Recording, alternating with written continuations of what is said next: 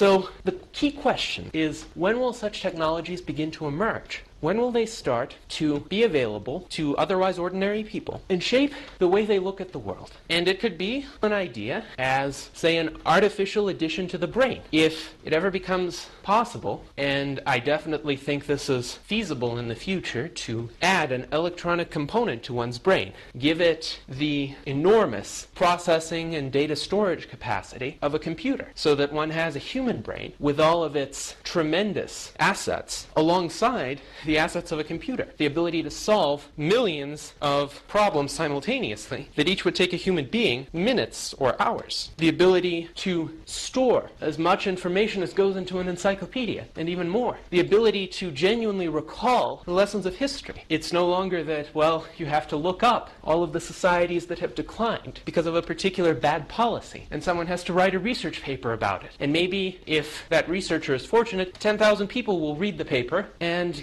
extract something useful from it. What about the rest of them? They might, under today's state of affairs, never come across that paper and never learn those lessons. So every human being would be far more empowered to make better decisions. And it's not just the raw intelligence that I'm talking about here, not just the ability to make these connections and have this huge brain power available. It's also the sophistication, something that has to be built up over time through considering an issue, through analyzing it in all of its facets and implications. That's not something that comes naturally or automatically to people. It has to be worked on. But what if it becomes easier to work on it? What if it becomes easier to learn? Just as one can download data to a computer practically instantaneously for huge amounts of data, what if one could download that kind of information onto a human brain? That would certainly speed up the learning process. No more need to go through all those years of schooling. So with that being established, I think fewer people would advocate bad policies. And as a result, the legal climate, the regulatory climate, the economic climate would all improve. And newer inventions would become available, eventually leading to a situation where human beings have figured out how to repair all of the major causes of damage to the human organism, effectively facilitating indefinite life. When will this come about? I certainly hope that within my lifetime and the lifetimes of the listeners of this broadcast, this will be a reality. But of course, history has no necessary laws governing it. History, as a product of human choice and free will, is contingent on human decisions. And I like to characterize our era as a race between competing forces. One of these forces is, of course, technological progress and human creativity and inventiveness, a drive that I think exists in that best segment of the human population, wherever those people may originally come from, and they come from all backgrounds, all areas of the world, all manners of experience. That drive is pretty much insatiable. In every generation, there will be people who want to tinker with the established way of doing things, who will want to improve upon it, who will want to invent completely new approaches toward problems or means of facilitating human enjoyment. These are the heroes of the human species, and we definitely have plenty of them in our society today, relative handful compared to most human beings, but probably in absolute terms a much larger number than at any other point in time, simply because the world's population is so much larger. Now, the other force, a much more sinister force, I would say, is the desire for violence and exploitation of human beings. The desire to achieve not by producing, but by taking what others have produced. And at the same time, this desire is coupled with an almost fanatical attachment to existing hierarchies and existing ways of doing things. A kind of anti-progressive mentality. And of course, by progressive, I imply no association with left-wing political thought of any stripe. I find that thought to be quite anti-progressive, in fact. So that other force, I will call it more generally the force of command and control, because I think that sums it up. The people who advocate it want to centralize all areas of human life under the umbrella of a single established way of doing things, allowing no room for variation in individual expression, for experimentation, for breaking from convention. And of course, there are different degrees to which different proponents of this mentality would take it. Not everybody who advocates a certain top-down intervention is a totalitarian. But what I'm positing is there is this general push in that direction. And it's certainly a push that's evident in the United States today. Virtually every policy of the Obama administration reflects it, as did most policies of the Bush administration before it. it is a nonpartisan movement. And of course, the movement for progress is likewise a nonpartisan movement. And really, what matters for that movement is not so much any political party affiliation, it's the desire to genuinely improve the world through peaceful and productive means by adding value to one's own life and the lives of the people with whom one interacts. So these two forces are at diametrical opposites. And the more centralization, regimentation there is in a society, the more impediments are placed in the way of ordinary people who try to elevate themselves to a more preferable social or economic position, who try to invent something, to start their own business, whatever it may be. The more obstacles exist to that, the slower the rate of progress is. And the more remote in time will be the emergence of these amazing life-saving technologies that I have spoken of.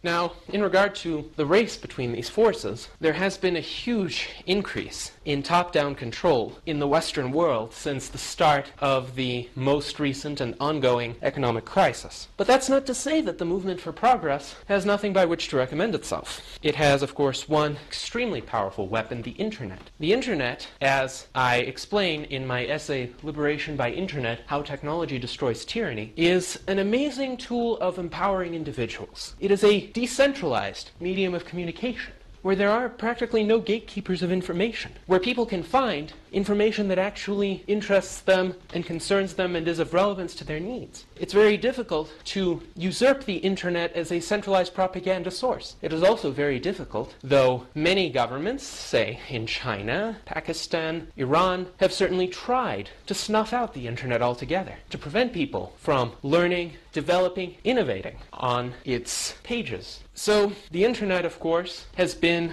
a great breeding ground for future advances. We're seeing the beginning of that now with open source software. We're seeing it, of course, with the ability to purchase merchandise from anywhere in the world to enjoy a much wider array of choices than anyone would have envisioned prior to the age of the Internet. We're seeing it with republication of information by such innovative means as the Creative Commons license or the GNU Free Documentation license, which bypass traditional restrictive, all rights reserved models of copyright. And we're seeing it with BitTorrent technology, most of which I would say is used legitimately to share files that creators have rendered publicly available and are often used in development of open source software. And of course, by legitimately I mean in accord with existing laws. I would say that all laws against file sharing should be repealed, but that's a topic for another discussion. So the Internet may well serve as that crucial opening for other technologies to develop. And these could be technologies in entirely unanticipated fields. Already, art, music, writing, production of videos, journalism, for instance through WikiLeaks, have been revolutionized by the presence of the Internet. And really to the tremendous empowerment of the ordinary individual, not just allowing ordinary people to express themselves without having to ingratiate themselves with powerful elites, but also empowerment in the sense of the elevation of the person as such. I talked about technologies that enhance human mental capacity, and one of these enhancements is access to information. With access to information being improved by the Internet, there's been some enhancement there, not as much as having that access integrated into one's brain, but it's a step forward. Also, of course, the ability to create so much more readily, using the variety of technologies freely available through the Internet, has empowered human beings by literally making them more powerful, more influential, more productive. That's a trend that I hope will continue and become more palpable as time moves on. On the other hand, many governments in the world have caught on to this and see it as a problem.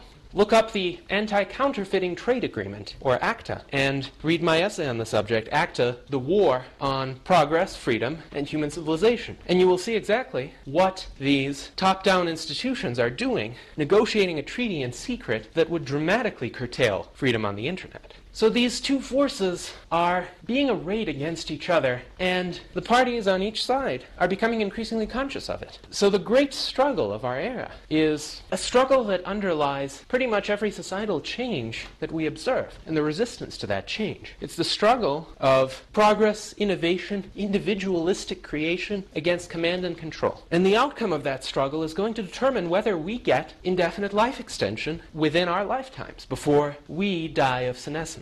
So as you can see, the stakes are very high. And this is why I'm here, running from death. and exploring where we are at in history and how we can get out of barbarism. The French Enlightenment philosophers in the 18th century like to write about the human race rising out of barbarism, out of the savagery, bigotry, and persecution that had characterized most of human history before them and had stopped virtually all progress in its tracks. And I would say these great thinkers, Voltaire, Montesquieu, Diderot, D'Alembert, so many others in the United States, Franklin and Jefferson, in Great Britain, Locke, set the intellectual groundwork for the Industrial Revolution and subsequent tremendous improvements in the human standard of living. But if you think about it, we are still in the age of barbarism. We still cannot solve the essential questions that I would say any reasonable human being needs to know the solution to foremost. I pose two of these essential questions. One, how do we prevent our bodies,